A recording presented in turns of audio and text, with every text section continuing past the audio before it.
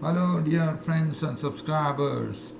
Welcome to Cricket Happenings on a Sunday. And on this Cricket Happening show, uh, what I'm going to look at is how Australia kept the series alive against India in the third one day international, which was definitely the last time that the Ranchi spectators would have seen their hometown hero Dhoni in action, but unfortunately, it ended with the Aussies really displaying some very good batting display with a century maiden test century for Usman Khawaja, and India in their chase actually losing the match, which was a very good match. Australia won the match by 32 runs to keep the series alive, and now it stands at 2-1 with the fourth one-day international, which is coming at Mohali in Chandigarh, which should be of great importance. The news as far as the fourth ODI is concerned is that Mahendra Singh Dhoni has been rested for the two ODIs. In comes Rishabh Pant, who will be doing the wicket-keeping duties and as a batsman. So that will keep everyone excited to see how Rishabh Pant fares, because it's an opportunity for Rishabh Pant to show what he's capable of, especially with the selection for the World Cup coming up shortly. So I will have a look. We'll have a look at that match. And the other thing, yesterday the West Indians, who have been doing a fantastic job in this recent England tour of the West Indies. I would say yesterday it was a pathetic performance from West Indies, as West Indies succumbed to their lowest ever score in T20 history of 45 all out against England, who cleaned them up for 45. Chris Jordan he went full throttle, and he totally demoralized this West Indian unit with some great bowling, and the West Indians had no answer to an England score of 182 raised in the 20 overs. Sam Billings showing his batting capabilities in full measure, as England won the match by 137 runs, a huge margin, and this was the lowest ever total by an ICC approved nation in T20 history. West Indies all out 45. So they were blown away, and England won the series, T20 series, with one to go, as England won by a huge margin of 137 runs. So so this is something which is coming up, and this is something which I'll be talking about. And as I said, there are two matches coming up, which is the fourth ODI at Mohali in Chandigarh between India and Australia, which will be really picking the interest of both the teams, as now Australia kept the series alive. Well, if India win the fourth one-day international, it's curtains for the Aussies. But I know the Aussies will try to see to it that they level the series, so that the fifth one, the final ODI, becomes a real decider. So we'll see. We'll look at that, and also the Sri Lankans, who have been really not having a good time in the one-day internationals. They are really struggling. They already lost two matches to the South Africans in a comprehensive manner, and now the match will be played at Durban in Kingsmead, which could probably favor a bit of turn as well. One does not know, and will be Kingsmead in Durban, Sri Lanka versus South Africa, the third one-day international which is coming up. And the third one-day international is something that Sri Lanka has to put their best foot forward, lest they would lose the ODI series against South Africa. As I said, now I'm going to start off firstly with the match between India and Australia. We're talking about the third one-day international, which was played at Ranchi, and India would have been expected to actually perform very well, but India won the toss, and they decided that they will field first. So Virat Kohli getting the rub of the green, but deciding that his wards would actually field first. And look at the result there. I mean, this is the first time I thought the Indian bowlers were under some pressure.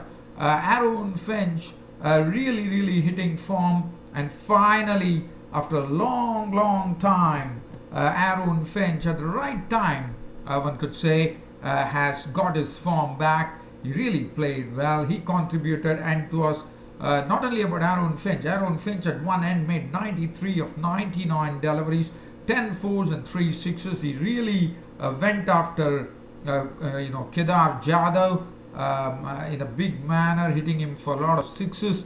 Usman Khwaja, whom if one would have heard the cricket commentary, the former Australian opener Matthew Hayden, a very aggressive opener at that, hinted that he always has had felt that Usman Khwaja was someone who could have played a lot of matches for the Australians, and how right he was, as Usman Khwaja went on to make his maiden ton in one-day internationals, as he made 104 of 113 deliveries, 11 fours and 1 6, and was involved in a wonderful partnership which really gave Australia a very solid base, as 193 runs were added for the first wicket between Aaron Finch and Usman Khwaja, and it was only Kuldeep Yadav who gave them the breakthrough.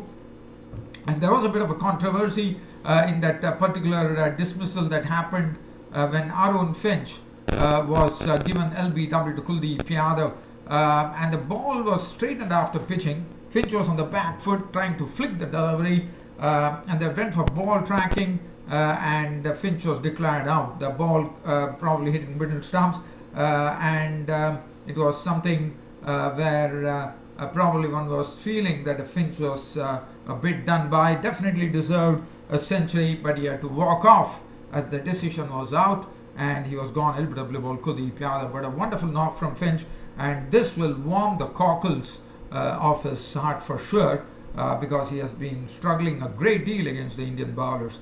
Usman Khwaja held the innings beautifully together and contributed his maiden ODI century, and one knows that Usman Khwaja is a sort of could be a solid player, and this is something which would have probably I wouldn't be surprised if we would have booked a ticket for him. Well, it depends, because we have Smith and Warner coming back, so Usman Khwaja still has to probably wait, because preference would be given to David Warner in my reckoning. Glenn Maxwell kept up the tempo after the 193 run partnership. Came in at one drop and smashed 47 of 31 deliveries, which included 3 fours and 3 sixes.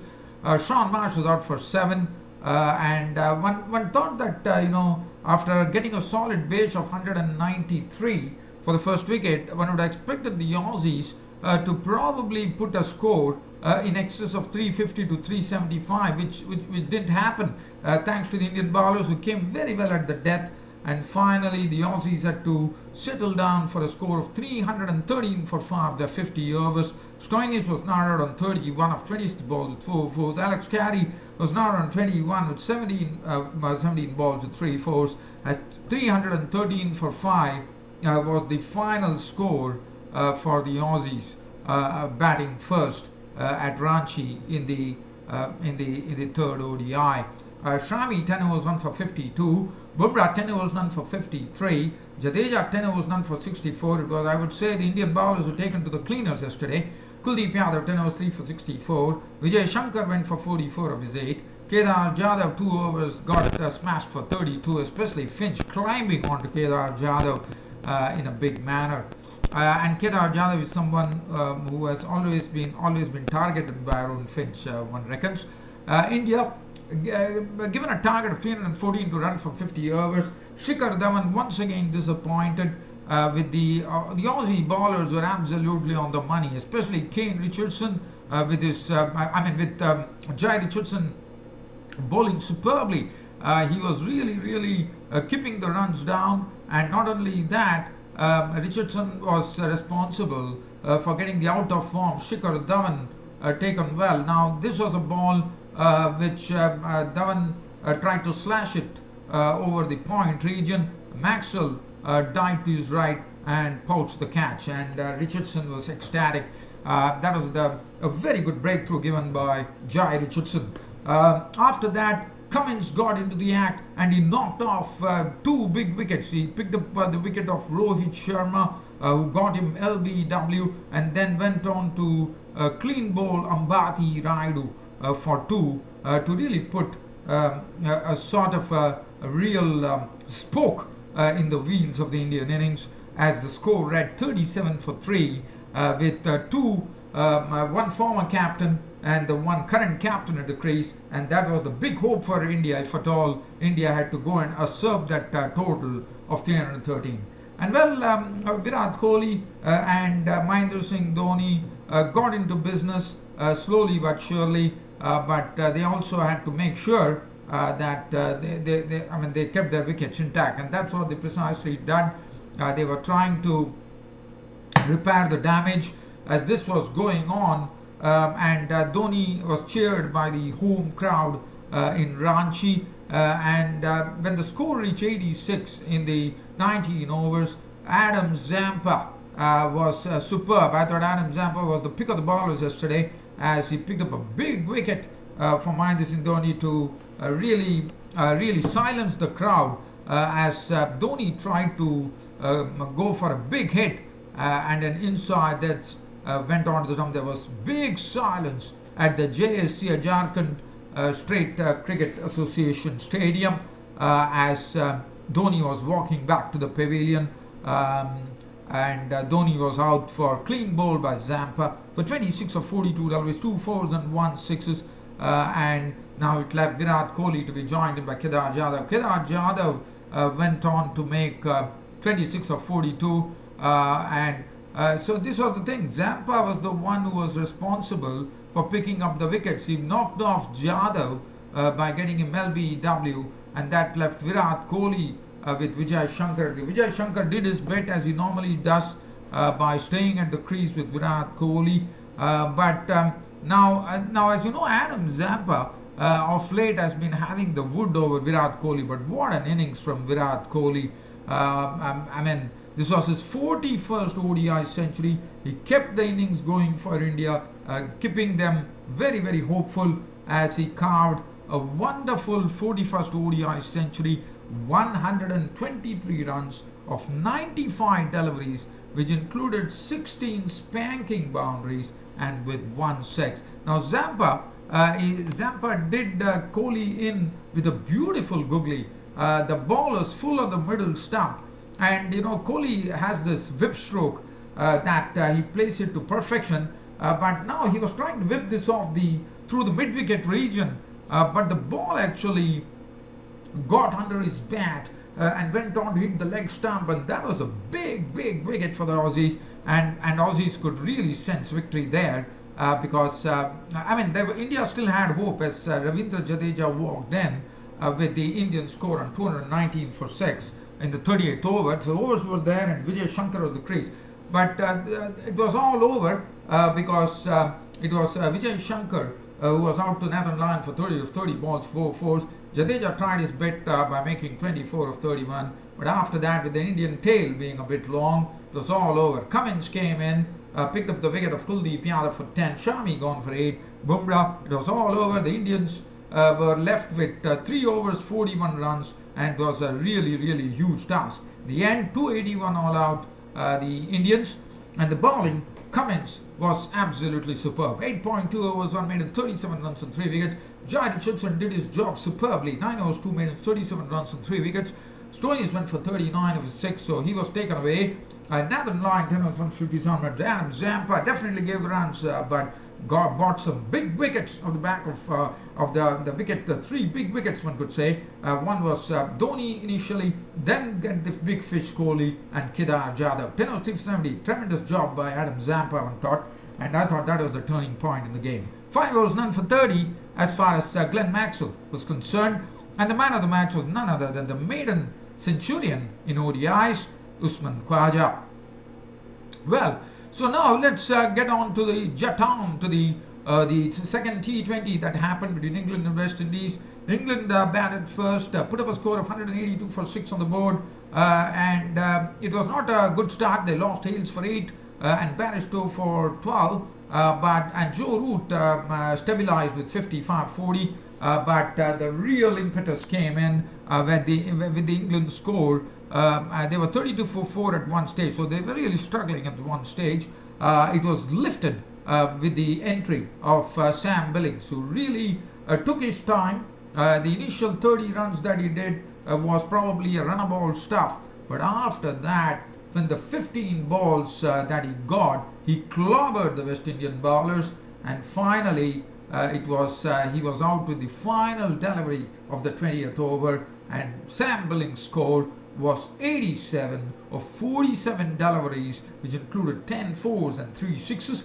Billy was not out of 13, and 182 for 6 was what England raced on this particular second T20. Cottrell 1 for 28, Holder 1 for 29, 2 for 29 for Allen, 1 for 33 Brathwaite, Bishu went for 17 of 2. McCoy got his opportunity, but he sprayed it all over the place, and he got some real. He was clobbered by. In fact, it was a T20 debut for Obaid McCoy, but Obaid McCoy was totally clobbered by Sam Billings, as 3 overs went for 44 with 1 wicket to show besides his name. Now the West Indians were given a target of 182. Well, with this mighty West Indian batting lineup, who would have thought the West Indians would be succumbing to their lowest ever total in T20 history, and it also happens to be the lowest total in T20 history by a full member nation in T20s, which is West Indies. So if you look at the card there, there were only 2 people who reached double figures. Hetmyer with 10 of 11 balls with 1 4, and they were the highest scorers. 10 to Brathwaite of 4 balls with 1 6. If you look at the score, it does not make any happy reading.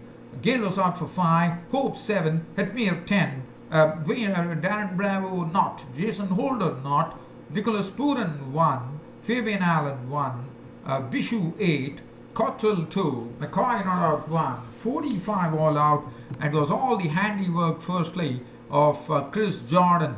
2 overs, no maiden, 6 runs and 4 wickets to Chris Jordan. Rashid 3 overs, 212. Other than Tom Curran, who bowled 1 over for 1 run, everyone were among the wickets. Willie at the start, 3 overs, 2 for 18. Curran 1 over for 1 run. Jordan 4 for 6. Rashid 2 for 12. Liam Plunkett 2.5 was no maiden, 2 for 8. And Warner Park Bassatiri in St. Kitts was absolutely, I would say, disappointed with this performance from the West Indies, as England closed the game with Sam Billings named man of the match. A wonderful victory by a huge margin for England, which gave them the T20 series. Right now they are leading the T20 series. They already won it 2-0 with 1 to go, as Sam Billings was named man of the match. And Sam Billings finally, one knows that he's a very talented player, but today he showed his electricity in the final stages. That's what Sam Billings is all about. He's a wonderful player, Sam Billings.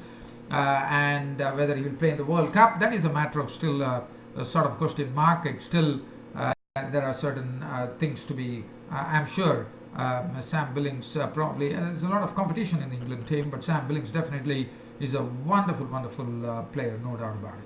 So, other than that, as I said, 2 matches coming up. One is the India taking on Australia in the 4th ODI. It is a matter of whether Australia go on to level the series or India wrap up the series today with this victory. So that'll be interesting. And other than that, South Africa, Sri Lanka, whether Sri Lanka can stop the South Africans South Africans from winning the 3rd ODI, or lest it would be the South Africans who would be taking the ODI series against Sri Lanka. So, well, dear friends, subscribers, with this being said, it's about time for me to sign off this on the Cricket Show this on a Sunday, and that's it.